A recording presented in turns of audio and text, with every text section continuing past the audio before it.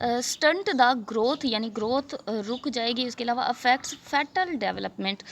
Foetus किसको कहते हैं? फिटस कहते हैं बच्चे ऐसा बच्चा जो अभी पैदा नहीं हुआ, माँ के पेट में है, उसको कहते हैं फिटस। तो उसकी डेवलपमेंट पे भी माल न्यूट्रिशन यानी अगर माँ जो है वो ठीक तरह से नहीं खा पी रही तो बच्चे को भी नहीं मिलेगा, तो फेटल डेवलपमेंट पे भी असर हो सकता है।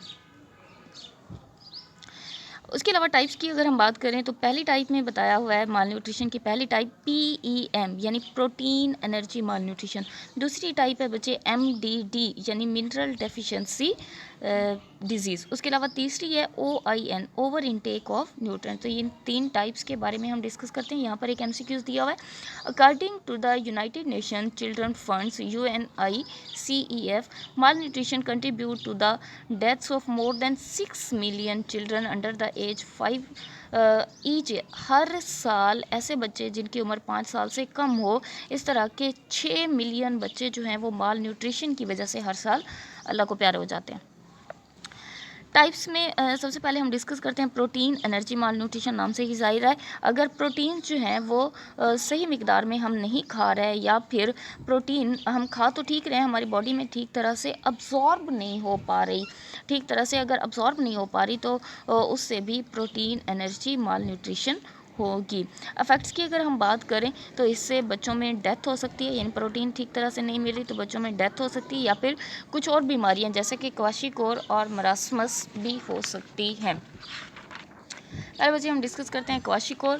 ये ऐसी बीमारी है जो कि 12 महीने की उम्र में, ऐसे बच्चे जिनकी उम्र 12 महीने यानी 1 साल हो जाए उसके बाद ये बीमारी होती है जिसको नाम दिया जाता है क्वाशिकोर। अब जब बच्चा 1 साल का हो जाता है तो उसकी ब्रेस्ट फीडिंग डिसकंटिन्यूड हो जाती है, यानी माँ जो है वो बच्चे को दूध पिलाना बंद कर देती है 1 साल की उम्र में।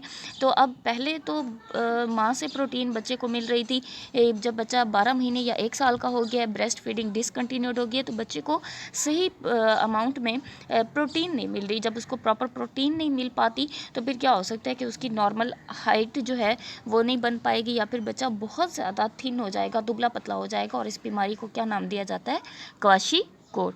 उसके बाद है मरासमस। मरासमस जो है ये 6 महीने से 1 साल की उम्र के दरमियान के बच्चों में होती है, यानी ये जो क्वाशिकोर था 1 साल से ज़्यादा यानी 1 साल के बाद होता है, और ये जो मरासमस है ये 6 महीने से 1 साल की उम्र के बीच के बच्चों में होता है। और इसमें क्या है, मसल स्ट्रेंथ नहीं रहेगी, यानी ऐसा लगेगा कि बच्चा जो है वो बिल्कुल ही सूख के काटा हो जाएगा, स्केल्टर ऐसा लगेगा कि ढांचा है, बस गोश्त इसमें है ही नहीं, इतना ज़्यादा सूख कर पतला हो जाएगा।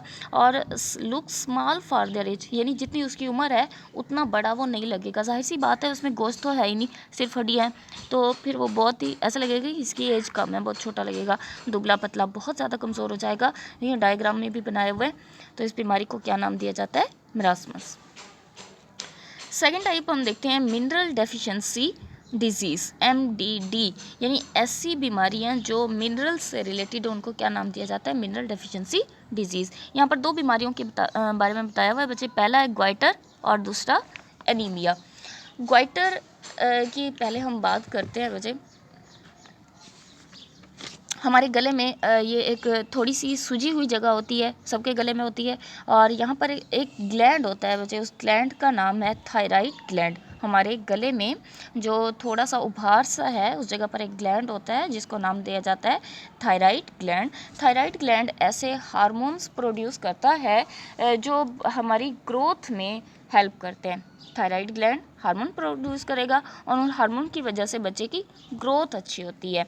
अब थायराइड ग्लैंड को ये हार्मोन प्रोड्यूस करने के लिए आयोडीन की ज़रूरत होती है। ठीक है बच्चे, थायराइड ग्लैंड को हार्मोन प्रोड्यूस करने के लिए किसकी ज़रूरत है? आयोडीन की। अगर आयोडीन नहीं होगा तो हार्मोन नहीं बनेंगे, हार्मोन नहीं बनेंगे तो ग्रोथ अच्छी नहीं होगी।